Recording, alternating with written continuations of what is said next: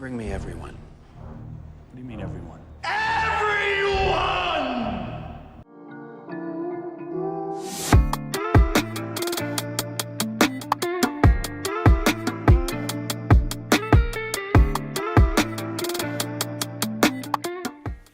The boxing fans are going to be angry today because the Hurt Handbook is back in the game because we got to talk Beterbiev versus Bivol. Huge fight in the light heavyweight division.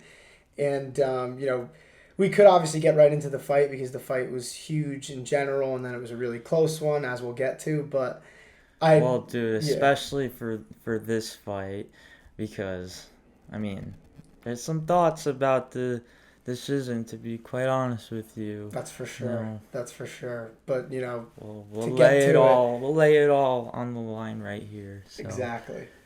But first, I just want to say this.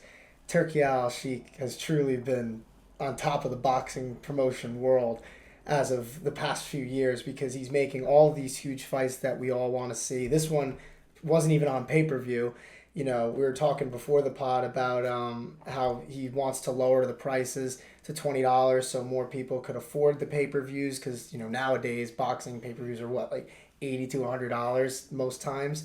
So him wanting to bump that down to $20 to, help that fight against piracy that we all know is big in combat sports. We've heard Dana White talk about that on the MMA side quite a bit. But, I'm curious to see how that's going to go over the course of the next maybe year or so as they test that out and see if they can make a lot of money off the back end there, maybe fighting that piracy fight.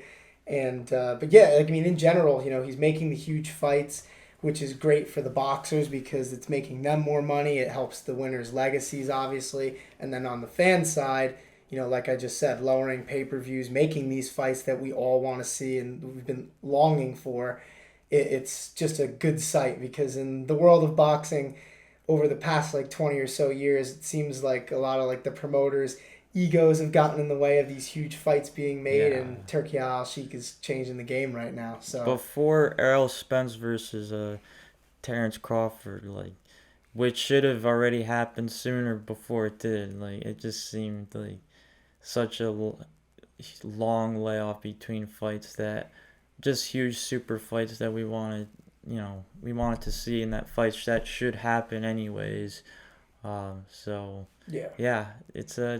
good year for boxing. It really has been. But let's get into this fight, man, because that's what people want to hear about for sure.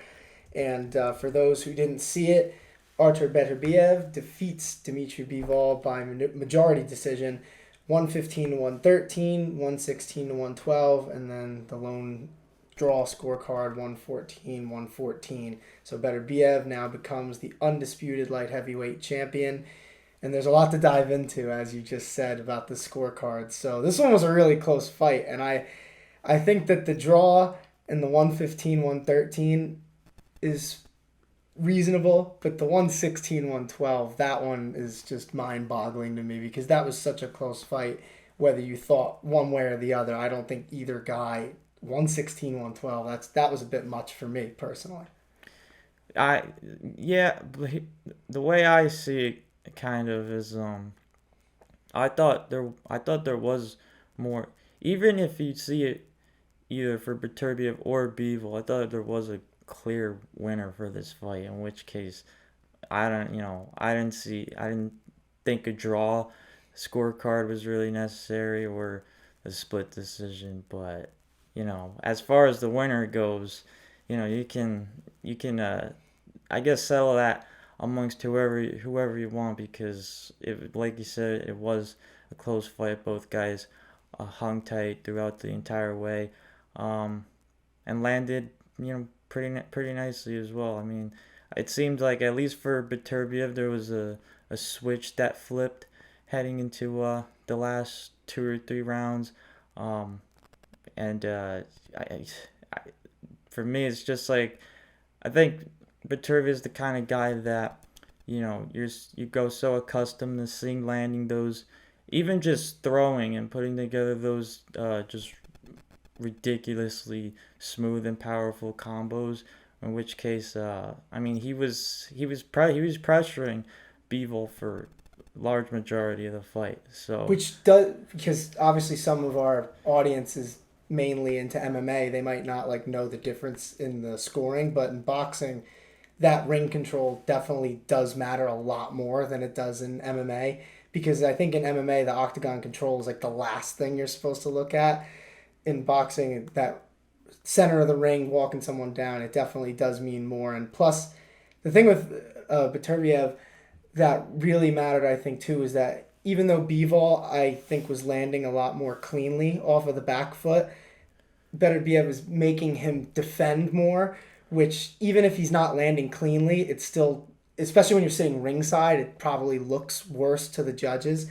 And I do think at times Bivol kind of let this fight get away from him in the later part of the fight because I think, if he could have just won one or two more rounds, I think this would have been a clear win for him. But instead, it was a super close fight. And, now we are where we are, where some people think Bivol should have won. Some people think it should have been a draw. And then obviously you have some people who thought Beterbiev did do enough. So it's interesting because we have a lot of clarity, but at the same time we don't. Because, we've seen these guys fight. Now we know where both of them are at. These guys are both killers, clearly. I mean, they were so evenly matched. Bivol was the first person to ever even get Beterbiev to go the distance. So that's impressive in itself. And like I said, you could argue he won the fight. So, it's interesting to see it scored like this. Obviously, majority decision is really as close as it could get at times. So, I mean, so you thought Bivol had it. Is that what you're saying? Yeah?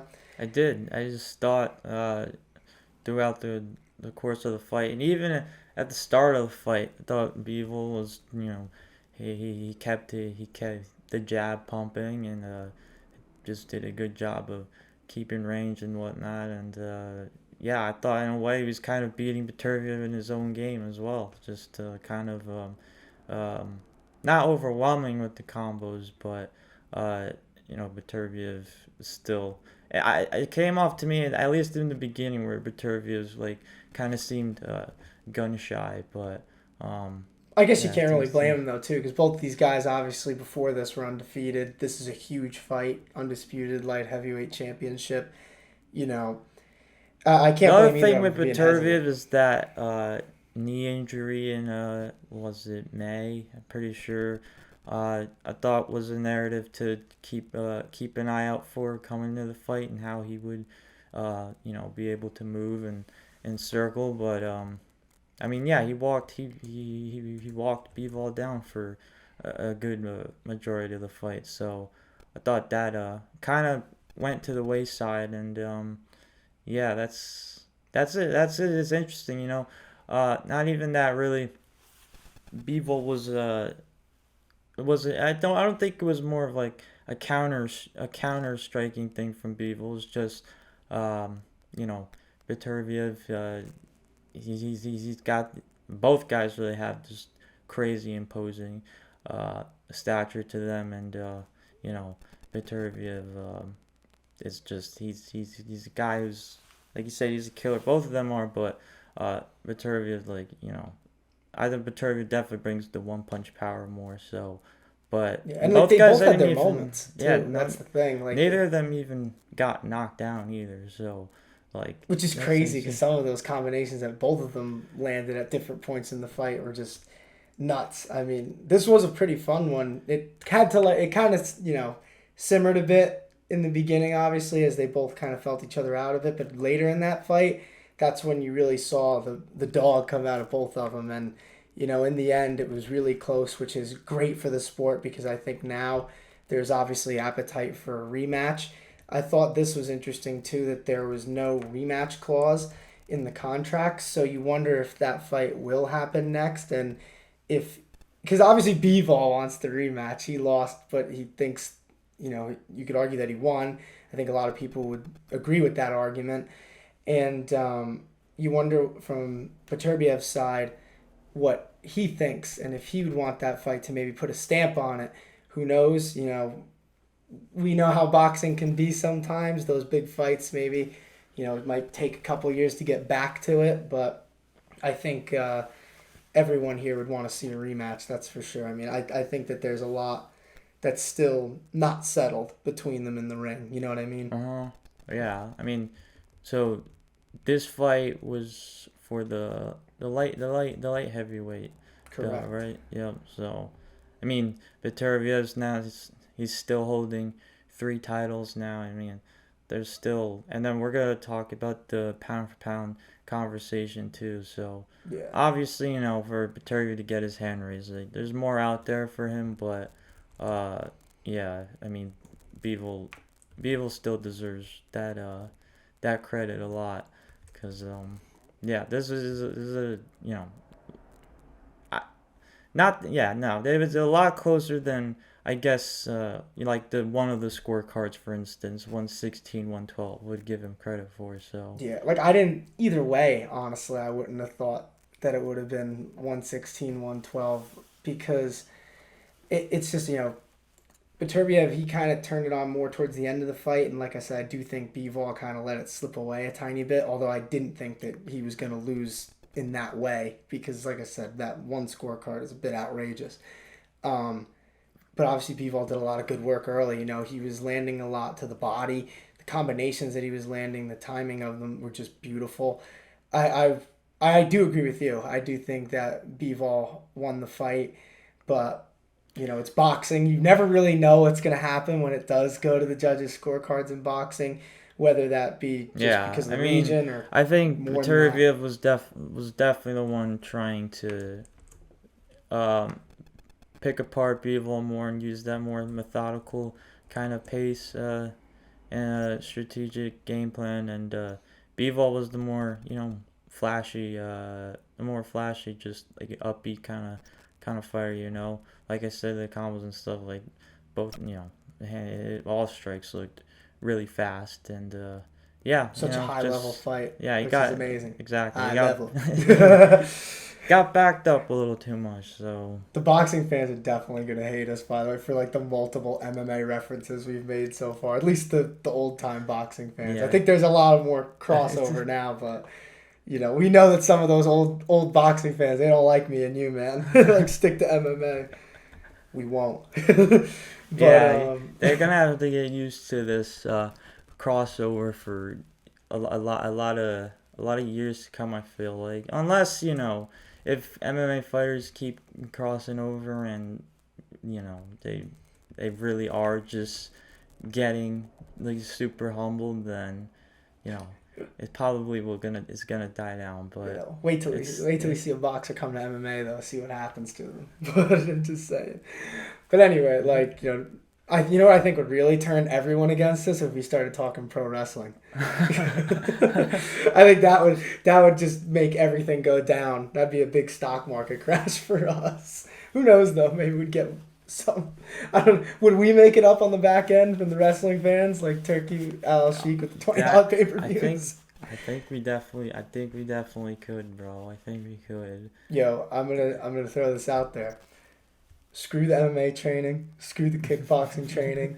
Why don't we get you in the pro wrestling game, dude? I know some people. In the world. Yeah, that is true. What would your pro wrestling name be? And then, by the way, the view or the average watch time for the video is just going to be going down at this part. Yeah. It's okay. I'm definitely not athletic enough to be a pro wrestler, anyways. Imagine you in the ring with Brock Lesnar. Holy fuck, dude. Get suplexed. He might kill you. Oh yeah, he might kill me.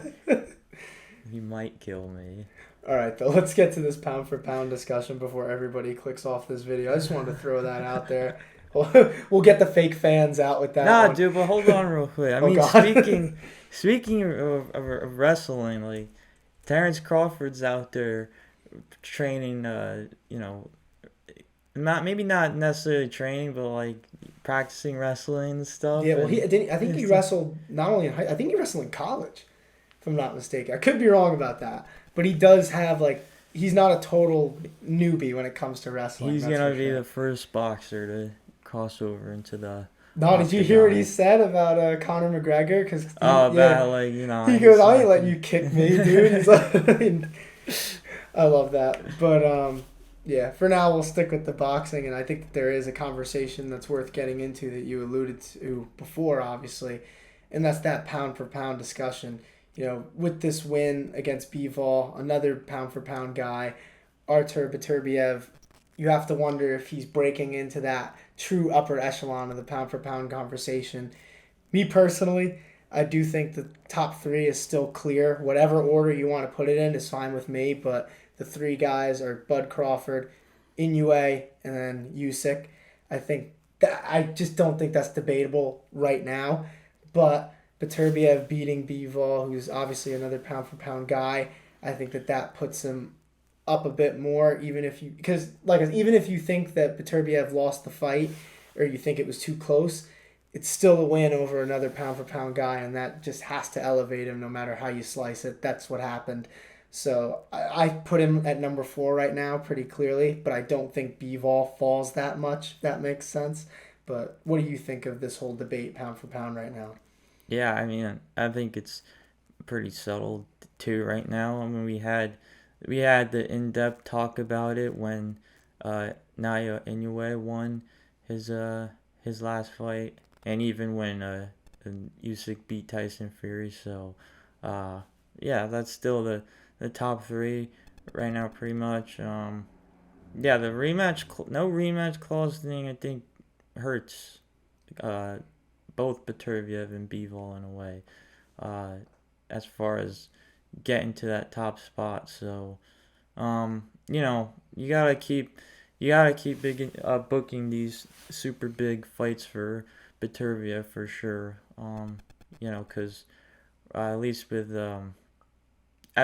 so there's Terrence Crawford, who it's been no, yeah, Terrence's last fight was a fight that everyone was pretty much expecting him to win.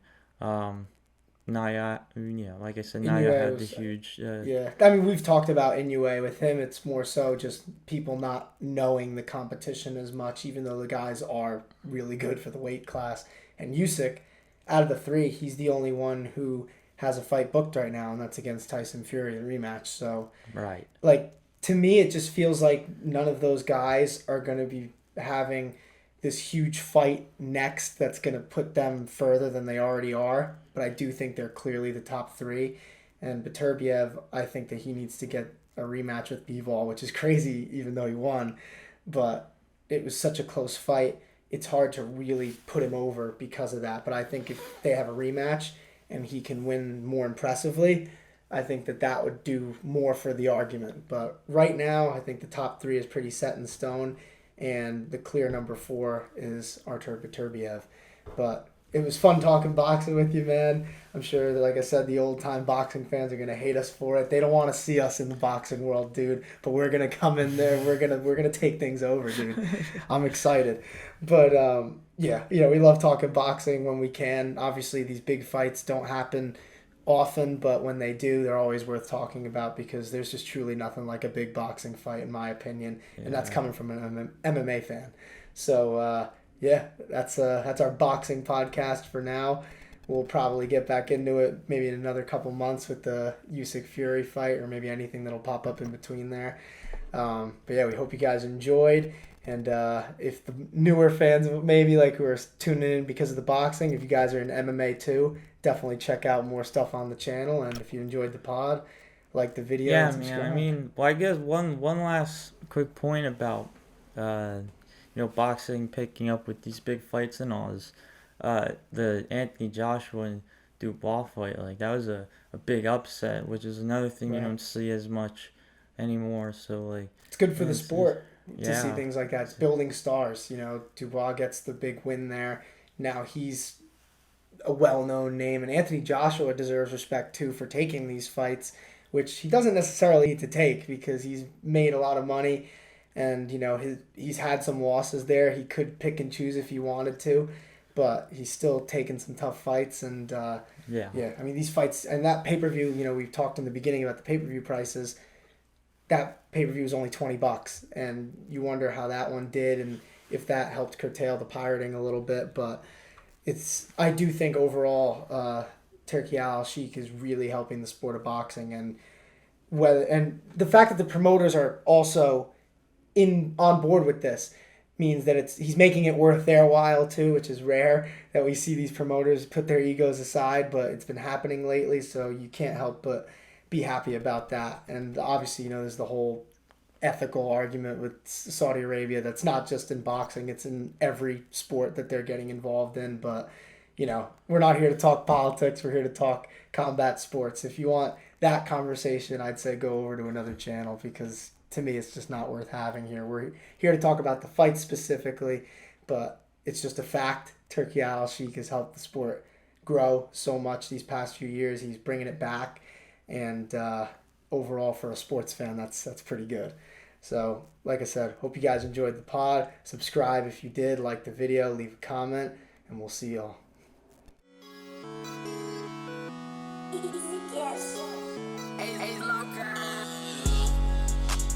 Feel just like a superstar.